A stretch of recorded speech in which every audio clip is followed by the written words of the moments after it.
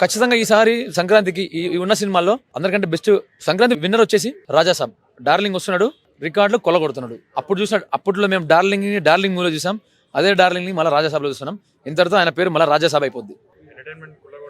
Entertainment అనేది వేరే level ఉంది. ఆ ట్రైలర్ చూసారా, రండి పరిచయం చేస్తాను తాతగారు అంటారు. ఆ డైలాగ్ మాత్రం నాకు ఆ డైలాగ్ చూసిన ప్రతిసారి రిటర్న్ నమోదు చేస్తుంది. డార్లింగ్ ని మళ్ళీ మనం వింటేజ్ చూడబోతున్నాం.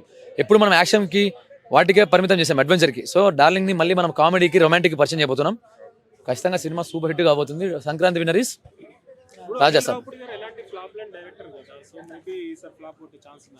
ఒకటి చెప్తాడు, అనిల్ రావిపూడి గారు ఫ్లాప్ కొట్టిన డైరెక్టర్ అంటే ఆయన తీసే సీజనల్ మూవీస్ తీస్తారు.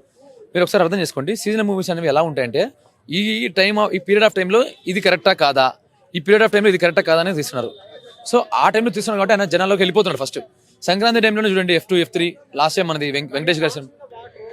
అవును, ట్రోల్స్ అయితే అండి. ఎందుకంటే ఇప్పుడు చెప్తానండి, చిరంజీవి గారి మీద ఏజ్ ఫ్యాక్టర్ అనేది బాగా పడుతుంది. ఫస్ట్ థింగ్ అంటే పడకపోయినా జనాలు పడిచ్చేస్తారు అట్లా. ఈ ఏజ్లో ఎందుకు ఇలాంటి సాంగ్స్, ఈ ఏజ్లో ఎందుకు వీళ్ళకి అని చెప్పేసి. వాళ్ళు ఎవరు గ్రీన్ అండి, వాళ్ళని ఎవరు ట్రోల్ చేసినా ఏం కాదు.